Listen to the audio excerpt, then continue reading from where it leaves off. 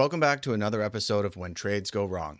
This week we're going to be covering an earnings trade from State Street Bank.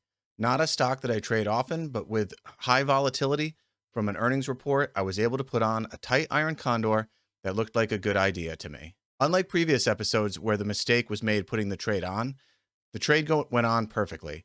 It was when I took the trade off. I got a little impatient on the morning of the earnings report, and I made an adjustment on the call side of the iron condor. If I had been more patient, I could have taken the trade off for a really nice profit. Instead, I wound up rolling into the next expiration cycle. So here we go again, another episode of When Trades Go Wrong.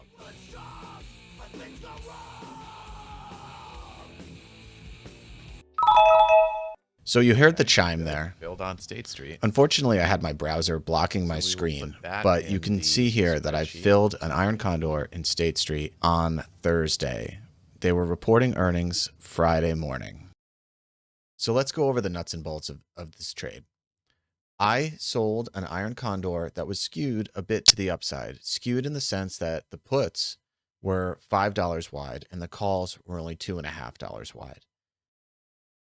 I was hoping that the stock would end the day or open up the day between the $65 and $70 strike prices.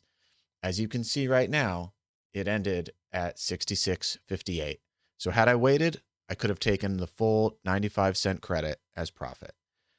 That's not the kind of thing I would normally do. I'd normally take it off at the open for whatever large profit that I can collect at the time, maybe 50, 60 cents, and then move on. The stock opened down around $65, and it seemed like it was going to sit there, and my trade sat working for a while. Then, unfortunately for me, it started to drift below the $65 strike, and I was worried that it was going to continue down for the rest of the day. Here's a chart of exactly what State Street did yesterday. The first tall blue bar here, this is the open. You can see the red candles. It started down and was right around $66. That's a perfect place for our trade. But as time passed on, it continued to drift down and drift down. And right around here, it got below $65. All I needed to do was not be looking at my screen when this happened. But unfortunately for me, I was. And I was worried that this downtrend of the first hour of the market would continue and take a winning trade into a losing trade just because I refused to take early profit and manage it appropriately. Now, with the power of hindsight, we can see that the stock rebounded back up and it sat in between my two short strikes for the rest of the day. At any point in time in the rest of this day, my original trade would have been extremely profitable, and I could have taken it off at pretty much whatever price I wanted to. But what did I do? At the bottom, I rolled down the calls. Let's walk through that. So here's my activity page showing the three trades that I made in State Street. One is the original iron condor, right here where I collected the 95 cents that we talked about. And here's the roll that I made right at 7:15 a.m. when the stock was at its lowest. I took the 70 calls and I rolled it down to the 65 calls.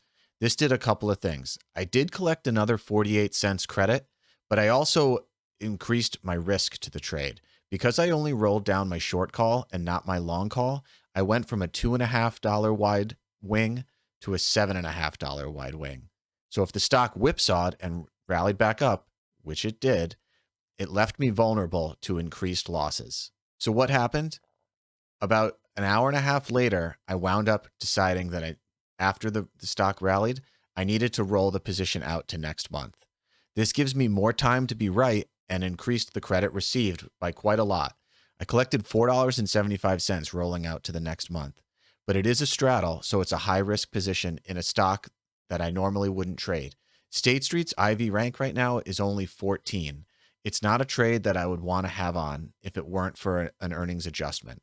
So I'm going to try and get out of it as quickly as possible, hopefully collecting enough credit to get back to break even and taking it off. So since I didn't close the trade yet, I rolled it to the next month. I don't know exactly how much of a winner or loser it is at this very moment, but I do know it could have been a full 95-cent winner. Maybe 50, 60 cents would have been easy to make just moments after I had rolled the calls down if I hadn't done anything at all. So now I have a position in State Street that I'll have to manage for the remainder of this expiration cycle. Hopefully it stays around where it is and I'm able to collect my theta decay and get back to break even pretty easily. But if it doesn't, look for it to be on another episode of When Trades Go Wrong.